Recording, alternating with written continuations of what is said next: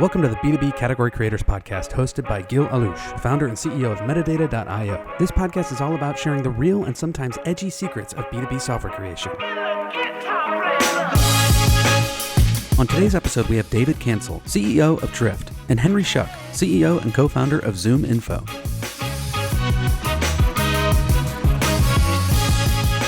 Happy Friday. Thank you for joining. This is really cool. Yeah, I feel very lucky to have both of you OGs here on the podcast. Henry, congratulations, man.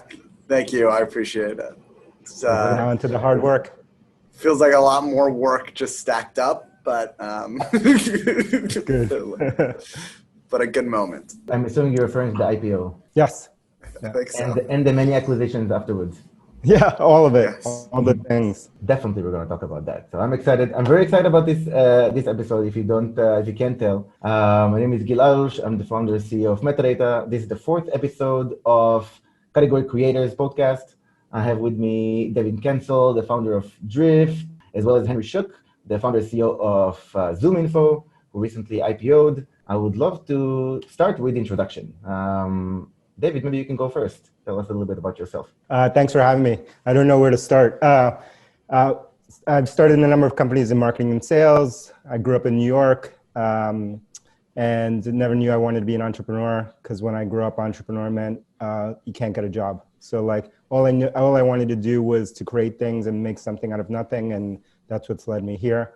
I'm on my fifth company now called Drift, and definitely my last. So no more after this. No way. I don't buy it. No, man. No, I'm tired, me man. neither.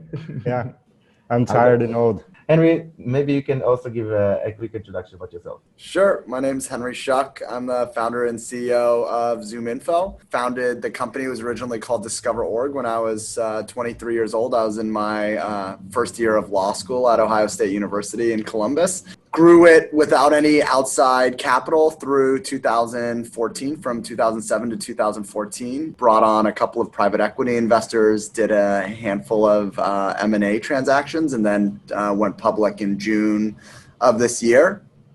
And so today we're a 1,500 employee company based in Boston and Vancouver, Washington.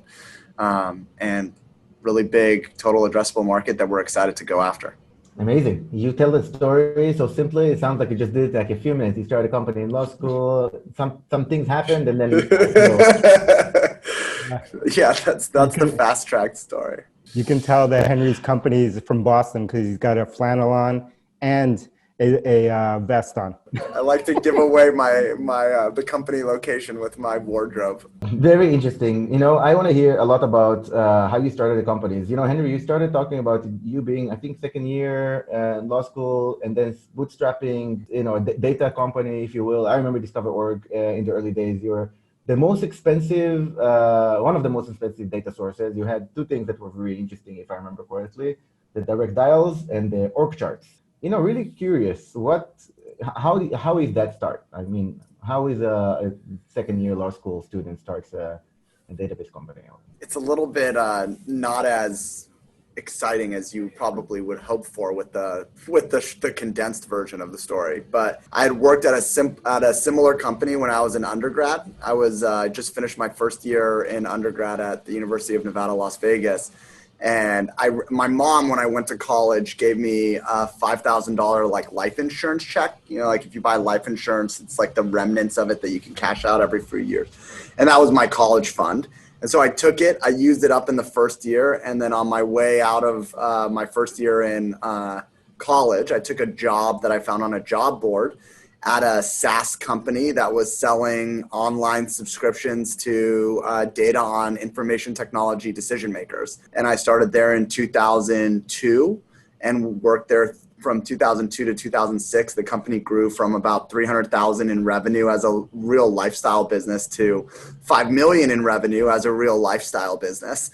So it was myself and the CEO and kind of two other kind of college-aged employees.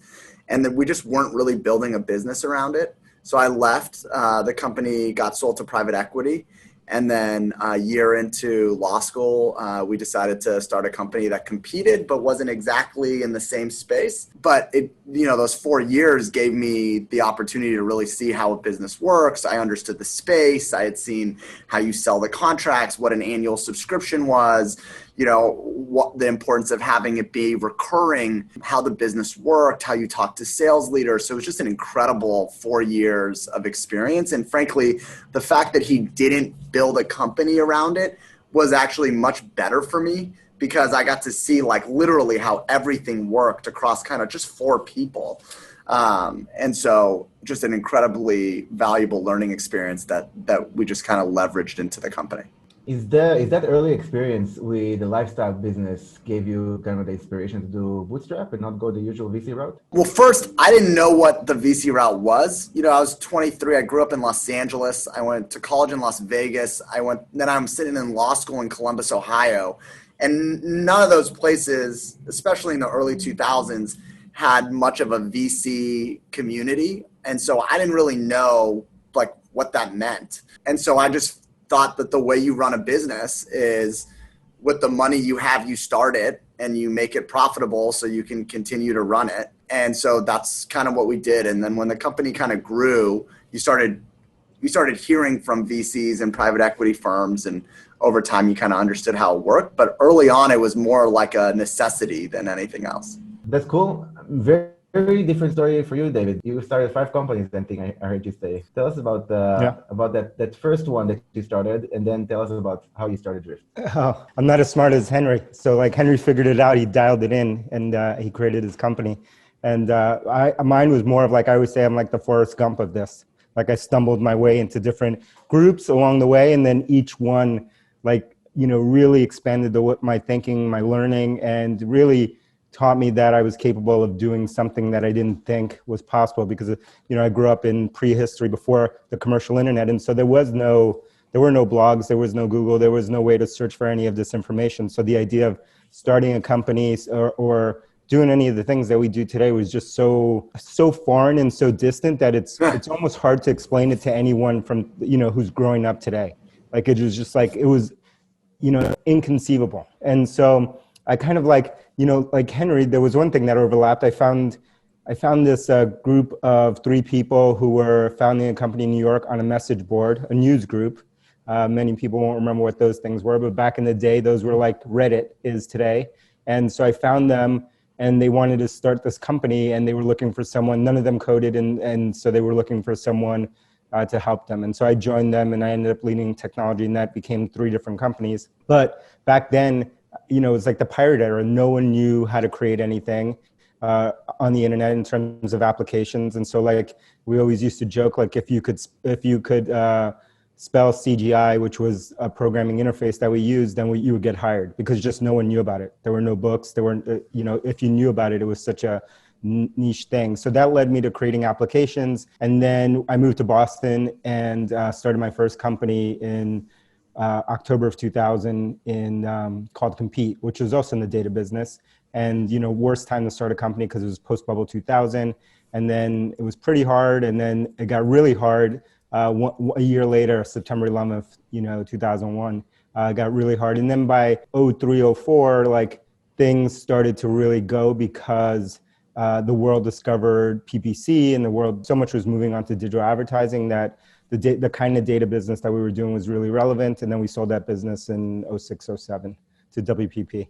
Very cool. And, it's really fascinating, the both of you, although you're Silicon Valley unicorns, you are not at all from here. And I really can appreciate that. You're right. VC route was not available, and you're talking about bulletin boards and helping to build some CGI scripts. This is cool. Yet the way you both evolved in building multi-billion-dollar companies is quite interesting.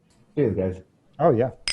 One of the luckiest things I think that happened to me on this journey was, before we took private equity money in 2014, I had gone through a cycle with another private equity firm. And I remember being you're really intimidated. Is my first time through the thing. I didn't know what they wanted to hear from me, what they didn't want to hear. And I knew that like on the other side of our conversations was a big check of money. And so you're like really want to just tell them kind of like what they want to hear. At least like that was the lens with which I was looking at it through. And so they asked like, well, Henry, what do you want to do? Like we come in, we make an investment. What do you want to do? And I thought that they wanted to hear like kind of whatever you want me to do. Like if you want to bring in a CEO and you want me to play like a secondary role, I'm good. Like you want to put multi-millions of dollars in my pocket, I'll do whatever you want me to do. And that's kind of what I said. I was like, look, I think I have a lot of skills here, but you guys tell me what you're looking to do. So then they started like introducing me to other CEOs. Because they're like, okay, we're going to make the investment and then we're going to bring in another CEO. And so here are some people who can be the next CEO of your company. And I was like, just, in my head, I was just like, okay with that. I was like, you're going to make a bunch of money and they're going to bring in this next guy and you go do something else or whatever else it is you want. And like the luckiest thing that ever happened to me in my life is that like that didn't happen. Like it didn't work out. The deal didn't work out.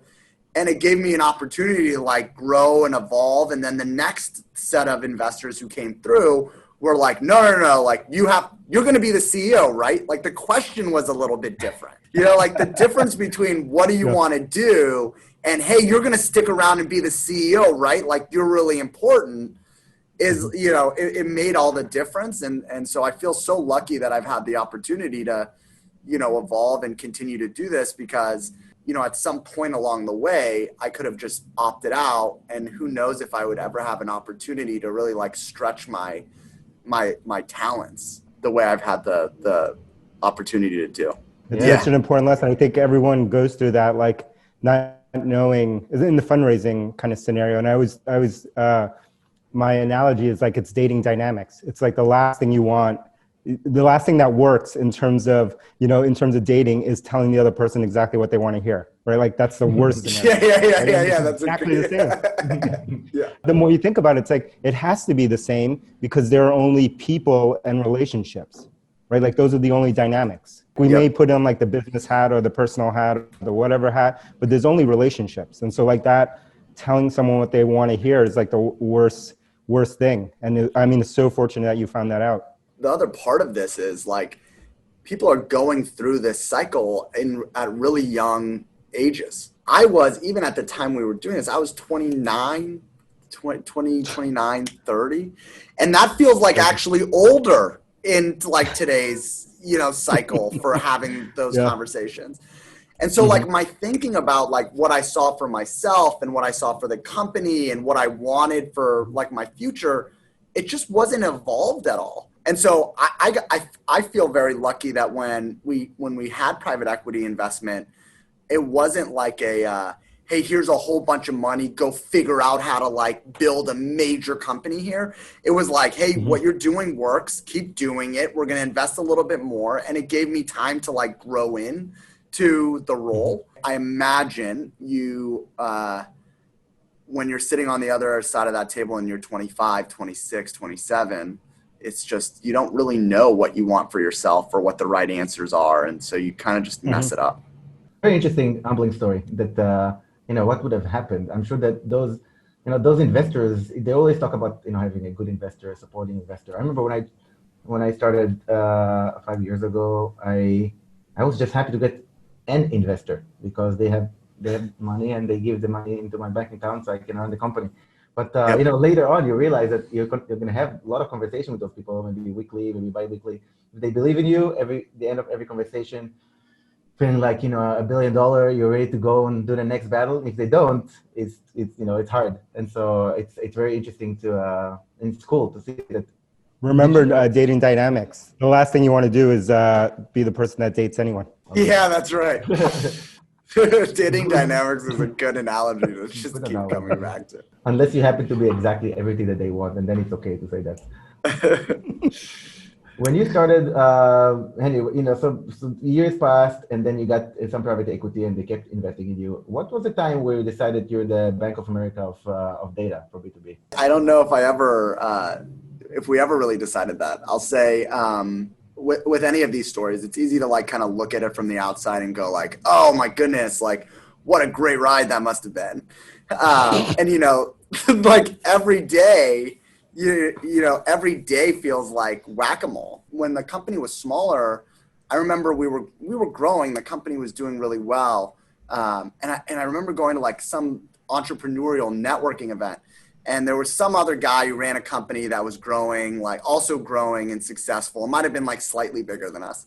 And I remember thinking in my head, like, wow, it must be great to be this guy. Like, he's got this great business. It's like running really well. Like, it's just growing. It just must be like the greatest thing. Because like I knew all of the stuff that I was dealing with back at the office at Zoominfo, and was like, okay, like I'm trying to fix marketing, and I'm trying to sales isn't scaling, and my engineering team's not as talented as I want them to be. But every other entrepreneur I saw through like rose-colored glasses. Like their business, what a lucky guy. He must have just the easiest time. He doesn't have to deal with my crappy engineering team or my sales team that's not scaling or the marketing team I need to fix. And the reality is like we all have stuff that we're trying to do better that isn't going as well as we hoped that it would be going, like, or that's not as far along as we wanted it to be at this point. I think ultimately for us along the way, we were just kind of really focused on building operational excellence across the company and taking advantage of opportunities that were in front of us. And so along the way, I think like we became a really great B2B data provider and go-to-market intelligence provider. But I don't think like there was never like a moment where it just like the light flicked. David, just before this episode, I was recording another episode with Dave Gearhart and Guillaume Caban. You probably know those folks, Andy as well. Both of them worked at Adrift, and they mentioned a few interesting tactics that they did. Like, for example, Dave was mentioning building a really big community, and he called it an audience. And Guillaume was mentioning listening to, and Dave as well, listening to, I think, 50 sales calls until they understood all the blockers and created apps to remove those blockers. Did you orchestrate those things, or did you hire people that you know are going to look at this way? Yeah, I'd say a little both. Like both were kind of young in their career at the time, and they definitely brought amazing talents. And so like so much of like what we do, and even that in that scenario, is like not just being okay with just like something that's just decent or pretty good or just like everyone else. And we just kept pushing on like, we have to do things different. If we're going to stand out, by definition, we have to do things that other people don't want to do. And most of them are going to fail, and most of them will, some of them won't work, and maybe they'll work. And if they do, we'll double down on those. But like, we can't copy anything anyone else is doing. And so we look for, I was just obsessed with looking for role models outside of B2B, because we're just at the end of the day marketing and communicating to humans. Again, just like the dating dynamics. In this case, communication is the same if we're communicating in business or in our daily lives. And so we were just looking for models, and we look at old models and models that weren't popular anymore. And so like from a marketing standpoint and from getting a category created, my mantra internally was really this like, do the things that don't scale. We ended up writing a free book around that, like the 52 plays that we did that didn't scale. Because like we would, by definition, like if someone would say like it doesn't scale, someone else, another company, then we would double down on that, because those were things that they didn't want to do, because they were messing, they were hard to measure from an attribution standpoint. They weren't at scale maybe. And so like, as marketers, I always say that marketers want to do one thing, which is like find massively scalable channels that are perfectly measurable. But when that is true, all the arbitrage is removed out of that system, right? Like the early successes in any of those channels are the ones that moved in before it was easy to measure, before it was at scale. And so like, you have to be looking for these things that are like, that no one else will do, because they're just too painful to measure or too niche at the time. And then when they hit scale and when they're perfectly measurable, that's when everyone else moves in. There's still leverage in there and there's still ways to find some pockets of arbitrage, but it becomes really, really hard at that point. So we just had this discipline over and over again of just like experimenting, do things that don't ever do something that someone else is doing. And so like, I'd say in that role, it was more, I was the editor and more of like the person with the guardrails of like not giving in to doing the easy thing. David, I heard you say a lot about, I think what you're referring to is you allowed for a lot of experimentation and finding out things that are maybe not the standard. And, it's funny because I heard Dave and Guillaume were mentioning that a lot, that you created a culture of experimentation where as long as the results are there, pipeline is being generated, sales are happening and marketing gets the credit, they can try out crazy things and many of them will not work. Many of them. I would say it a little different. I wouldn't say like that I allowed for it. I would say like that was the only way. That was the only way we were going to operate and we wouldn't do anything else. So it was more like, it was just like the way we forced ourselves to operate, more so than, creating room for it. It was just the only lane we had was experiment. David, what do you think? Do you have thoughts about like what are those early marketing plays now that are that worked for us? No, like today, when you think about the world, yeah. What are the things that have not like scaled yet to mass consumption that there is arbitrage opportunity around? So you're asking for new channels. Yeah. We continue to look for them, look for pockets of them. We did all sorts of stuff. I'd say the one that always works, never leaves, that is the one that I would start at is, it's almost like Kevin Kelly wrote about like the 1,000 true fans. It's about we used to call it hand-to-hand combat at Drift in the early days, like hand-to-hand combat. We are going to reach out, we're going to communicate, we're going to get back to every single person one by one in the early days and just find someone that we think can become a fan or become someone that would be interested in what we're doing, or just like, and we would do it one at a time and like email them. I would send them personally, I would send them books and t-shirts and this and that. Like I was doing that. And like, the thing that everyone reacts to that is like, well, that doesn't scale, that doesn't work. I'm like, that is the only thing that scales, right? Like building relationships, and Henry's business is about building relationships, like building those relationships one at a time, over time and over a large group of people as you grow is the only thing that scales. There's nothing else that scales. Like we act like these programmatic mediums, like these programmatic channels are like the key, right? Like these things are perfectly scalable. And it's like, I don't agree. I think relationships are the only thing that scale. At the end of the day, there's a person on the other side that has to react to this thing, and there's a business on the other side. And so there are humans that have to interact. That's the play that I would always start with, which is we're just going to go one by one by one by one. And the good thing is almost no one is willing to do that. I was helping a business school student yesterday. I volunteered at a local business school, and she was asking me about like, getting her first, 50, users in this consumer app. And all she wanted to talk about was like Facebook ads and, Instagram ads and this ads. I'm like, you need to go talk to 10 people. You want to work behind like a screen, like a laboratory, and be like, we're going to find the perfect 50 people. And it's like, that is not possible. You have to find 10 people and then 20 people and then 30 people and 50 people. And you have to look for, I would say like you have to look for someone who has emotional reaction. And that emotion could be, I love what you're talking about, Gil. Or that emotion could be, I hate every word that you're saying. Those things are equally as good to me. And like all you're trying to avoid is like that trough of like, which is like the vast majority of like, that they don't care. They don't hate it. They don't love it. They're indifferent.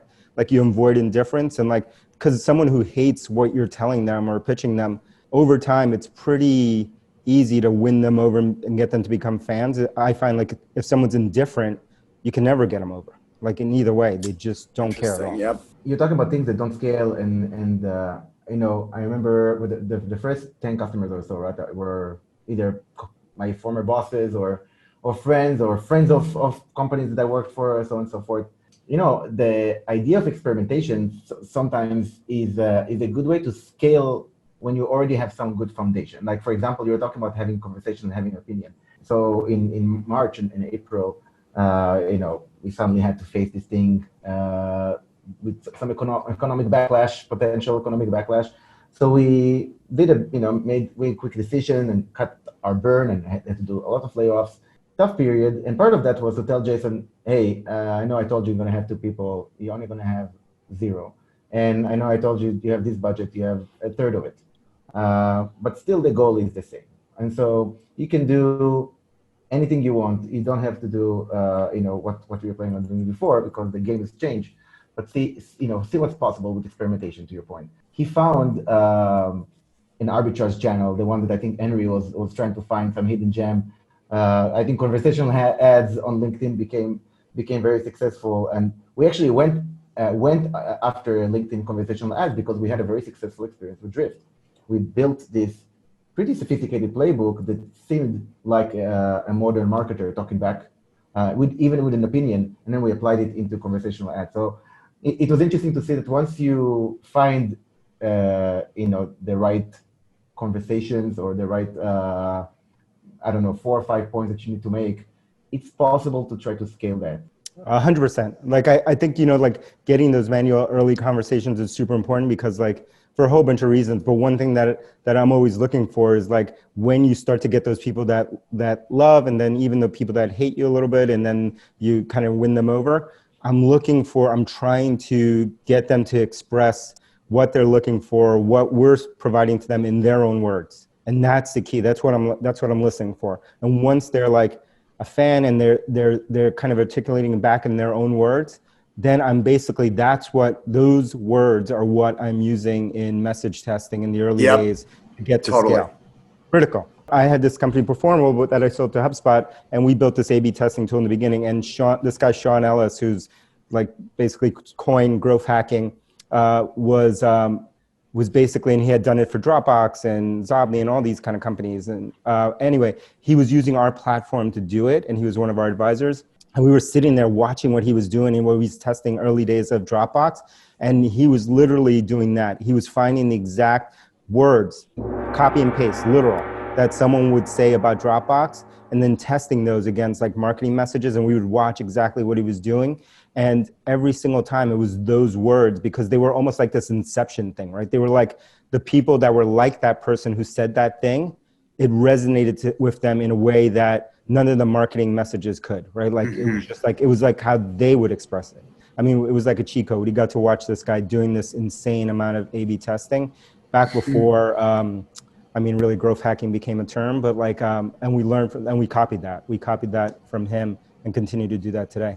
Very smart. Makes total sense, but it's the kind of legwork that I think sometimes people skip. Like you said, jump. I think it's easy and simple, but I think most people don't want to do it because like they have their own ideas of what they want to test. So like they think they could write a better headline. Right. Like it's all like ego issues. Like it's actually very simple. It's like find exactly how your customers express it. Find some phrases, test those phrases, and those will probably be way better than your product marketing or your CEO, your founder's way of describing it. It's also super painful, right? Yeah. Like people don't want to hear why people don't like it. And they don't want to hear that their idea is wrong, that their positioning about it was all wrong. And so they prefer to avoid that kind of pain. I tell this story about my sister. My sister has a jewelry company. She sells jewelry to lots of major brands. And so I told her like, hey, what's the dream outcome here? Because she was like, look, I want to build a business around this. Great. How do you do that? She's like, well, I got to sell my jewelry into like these, like kind of these 10 brands that are really important. And she's like, in these 10 brands, like they would love my stuff. I know they would love my stuff because like it fits their aesthetic. It's what they want. And I said, okay, well, like here, let me give you access to Zoominfo. Like go find the jewelry buyers at those companies and like reach out to them and pitch what like your brand and your jewelry. And she was like, no, that doesn't work for my industry. I'm like, what do you mean it doesn't work for your industry? She's like, that's, cause when at my job, I get emails like that and I don't pay attention to them. I like delete them and I was like, this is just like stuff in your head. Like you're telling me you have this like great product that fits great for these brands and you don't want to go tell them about it? Like, how do you think it's going to happen? They're just going to like they're just going to find you randomly and write you $1 million check for your jewelry. Like how you have this great thing, go tell them about it. And there's all this like in your head about like, oh, I don't want to be that guy who's bothering you about my product. I don't want to be the person who sends an unsolicited email. I don't want to be, I don't want them to tell me that my product is not good enough. It's like, if you could just get out of your own way a little bit. There's so much upside in someone telling you your idea is stupid. It doesn't make sense. These are the reasons why we don't like it. These are the things that I would do differently. Like, we already have a product that does that. This is what it is. That learning is just invaluable at the beginning. Anytime I meet with people who are starting companies or want advice about starting companies, my first sort of advice is just make sure you're on the front lines of the sales process so you can hear what people are saying about this thing that you built. Because there's just nothing more valuable than that. I totally agree. I think I said in the beginning that I didn't want to start another company. It was mostly because of this. It's like, because the early days, like, it's exactly this mode of like the first year and a half or so. Even the fifth company in, it doesn't change because you have to expose yourself to that real feedback. And every day, like, it was like eating a giant pile of, I won't say what, totally. Every day. Demoralizing, being told about how awful this was, how this sucked, having people that you knew for a million years, like, wouldn't return an email, wouldn't return a call, wouldn't do like any, like, didn't want to hear it, just like every single day. But that is the thing that nobody wants to hear. And but that is the key. Like, you have to put yourself into those uncomfortable positions if you want to make something. And like, it's painful. And like, so we try to institutionalize that at Drift now, of just like, in terms of creating products and services and offerings at Drift, of just like, we force everyone to expose themselves to either the customer or the prospect or whatever early in the beginning, from like in the worst form of just like getting people to just really give them raw feedback and deal with the pain and start the feedback loop, because it's not until you start the feedback loop that you can do anything. And like Reid Hoffman, founder of LinkedIn, had said, I'm paraphrasing, but he had a quote a long time ago that was something like, if like the first version of your product people don't think sucks, you spend too much time on it. Like, you spend too much time like refining it. You don't say it was ugly. Like, you have to be laughed at, and we were laughed at over and over again. And so like, but that's brutal on the ego. And people will make excuses, just like Henry is saying, all day long. Yep. Almost like a rite of passage for the product market fit to happen. Yeah, but most of the stuff that we're talking about, even this thing, is like, it's simple. I always say, like, it's simple, not easy. Like, it's really simple. It's like the same thing as like, how do I lose weight? Stop eating, move less. But totally, that's it. Like, yep. There's no special secret to losing weight. You just eat less, exercise more. That's it. Like, there's nothing. That's all. It's easy. The formula is there. You just got to go do it. Yeah, it's so simple. But everyone's looking for hacks and shortcuts and tricks and this and that, and just like, and there, like, there basically aren't any. The only one that I've discovered is like learning from other people's failures, but like, and not just learning from your own, but that's an easy thing to say and pretty hard to do, because most of the time it's hard for us to listen to that. Yeah, and also there's just so many nuances and distinctions in between like somebody else's experience and yours. But like, listening to those things is so important, because it gives you an opportunity to recognize when you're in that place. Like, oh shoot, this is that thing he told me about. Exactly, because like, that's the thing, like, the advice could be right, but like, your context could be totally different, right? And so like, but there are those like moments where you're like, oh, I'm in the right context now. I'm at the right stage. That was the thing that Henry said, that was the thing. All right, I'm not going to do that again. Maybe he's wrong, maybe he's right, but like, the odds are better if I don't just go through and do the same mistake that he did. Yep, totally. Henry, what was the end of that story? Did she end up buying the contacts, or not buying? I guess it didn't sell it to her. But maybe just It was this like really interesting moment where I told her like, you can't actually believe, like, because she also said she's not going to do like, sort of art shows or jewelry shows. I was like, let me just make sure I got this right. Your business plan is that like, at some point, these people, you don't have a great web presence, you don't go to jewelry to art shows, that these people are going to show up at your doorstep and like write you a check for your product. Like, that's your business plan. And she was like, well, when you say it like that, like, it does sound ridiculous. But yeah, it does sound ridiculous. So I think like what she learned Whether she's like I don't think she's done anything from this. But I think what she did learn was that the barrier between her and growing her business was her.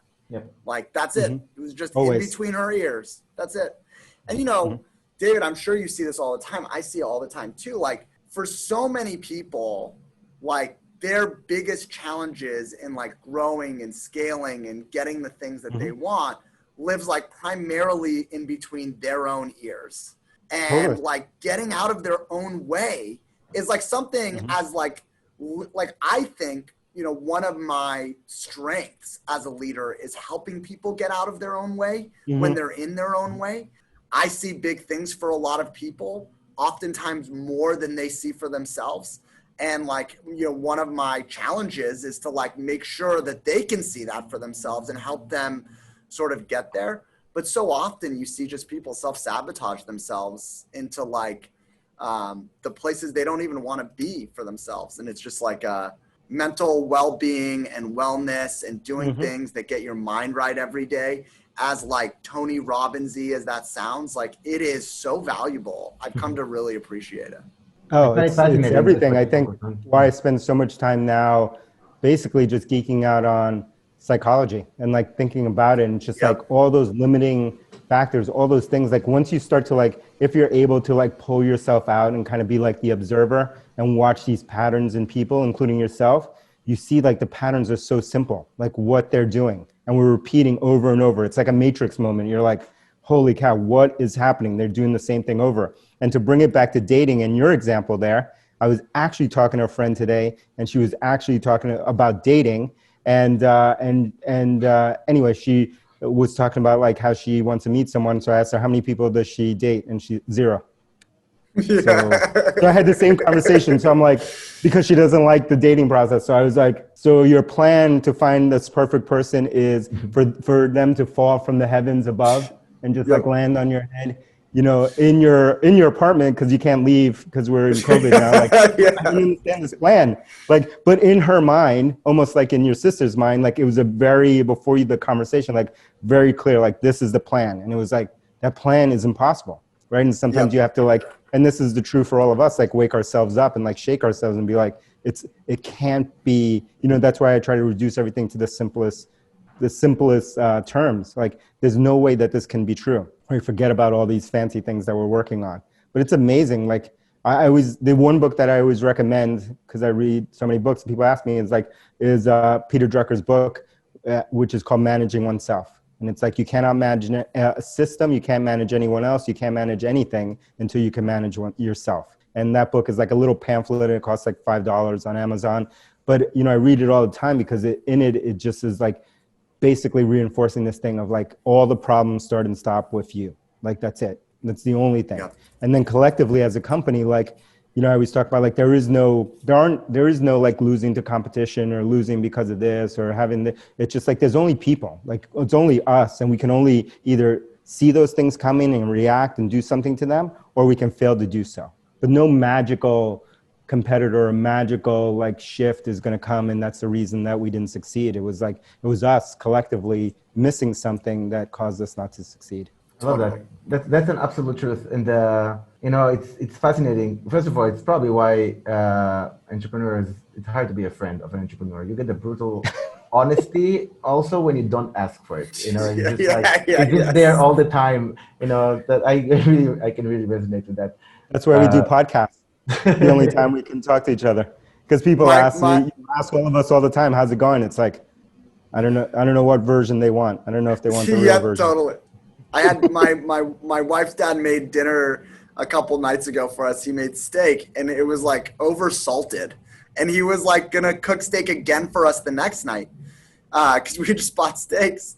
And I told him, I was like, hey, Mike, like, you know, the steak's like a lot of salt on it. Like, so I don't know, did you do something different? And he was like like he couldn't take it. Like he couldn't take that type of feedback. And later with my wife, I was like, I don't know. I thought he would want to hear. Like, I thought he would want to know. But it was like he's making steaks again tomorrow. I don't know. Well, I thought he wanted the feedback. She's like, just shut up sometimes. Like, you don't have to always give people that feedback, but you're so geared for it in your work life. It's like, I thought everybody wants to Henry, hear it. this is the key. This is how you know you're an entrepreneur. This is the key entrepreneurial trait, which I always say, like, I have this same problem and it works really well in this context and it's lousy in every other context, right? Like in a social context, like personal context, it's not a good thing to have, right? It's not a good trait. No, like we'll meet new people and I'll be like, what do you do? Where do you do it? Who's your boss? Like, how do you go to market? Who are your customers? How do you find new business? And I'm just like, leave me alone. Like, who is this guy?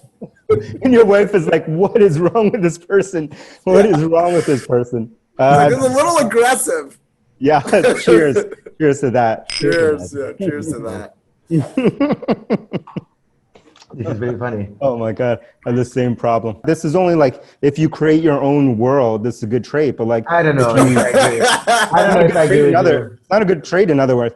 Gil, it doesn't, you don't count because you're Israeli. Like, this is cultural. It is very cultural. It is true. In my culture, it's true. When we acquired Zoominfo, we picked up this like 100-person engineering team in Israel. And everybody was like, oh, you know, culturally, da-da-da-da-da. And I was like, no, it's super. It's great. I fit right in. Like, totally, same. Yeah. Same. I grew up in New York. And so like Israelis, Russians, I'm like, bring it. Let's go New York plus this. And entrepreneurial, it's this mindset. I'm just like, I thrive in it. But like normal people, like, no. Yeah, thanks God for that. I think that entrepreneurs, that's one of the reasons I feel comfortable being among entrepreneurs. I can speak the truth. Entrepreneurs can take it. That's very interesting. Henry, tell us something that no one knows about you. I don't know if I have a good one. I'm a huge Back to the Future fan. I love Back to the Future. Yeah. And I learned the other day that in 2018, the hoverboard got sold. Yeah. It went on auction and got sold. And actually, no, I learned this like 4 months ago. And I have not gotten over the fact that I wasn't able to buy the hoverboard from Back to the Future 2. So if anybody listening to the podcast knows how I can get my hands on that, I will pay top dollar for the hoverboard from Back to the Future 2. I think the last I heard, it's a rapper that owns it. Oh, really? Yeah. Really? Tyga. Really? Tyga owns the actual hoverboard? Yeah, search for that online. The last I heard, I don't know if it's still does. Yeah. That's interesting. I don't have any direct line to Tyga, but I could probably try to figure out. And he probably really likes it. So. Well, it was to match I'm assuming it was to match when Nike came out with those like special edition sneakers. Yeah. Yeah. So yeah. David, what about yourself? What is something about you that no one else knows? Yeah, I mean, I did so many crazy things. I don't even know where to start. I did graffiti a million years ago, and that was the beginning of like a lot of sneaker culture. Speaking of sneakers, like a lot of that sneaker culture stuff started back then. It was the very beginnings of that. And then even brands like, I knew the people who had started different brands like Supreme, which just got bought, which is a massive global brand now. But that was a local, down the block kind of spot that this guy James started a long time ago. But it was such a cool time because it was a time when we were doing graffiti that it was like graffiti. It was like hip hop, and you like Notorious B.I.G. and Wu-Tang and all that kind of era. And then also like heavy metal, hardcore music. Like it was just like this potpourri of like crazy art and kind of mixture with technology very long time ago. And that's kind of fueled, that is who I am. That's how I still think about things. Always stays there. How about you, Gil? What's one thing we don't know about you? When I was really young, I used to sell firecrackers I imported from France. Because I was 7 years old, I was really young. I would bring in my suitcase, a lot of it, and I would sell it for my brother was my VC and my family. I would raise money from them, like $100 at a time. And I would really make like I would make a huge return on it because I went to school with a bunch of rich kids in my elementary school. That's why Israel is the land of entrepreneurs. Yep. Gentlemen, I really enjoyed having you both here. It was really fun and also very insightful. Thank you very much for a good podcast. I wish you a wonderful weekend and thank you very much again. Thank you. Bye, guys. Thank you. Thanks again for joining us. I hope that you enjoyed today's discussion and will tune in again. Find all of the B2B Category Creators episodes at Metadata.io. And if you have any feedback, topics, or would like to be a guest on the show, please reach out.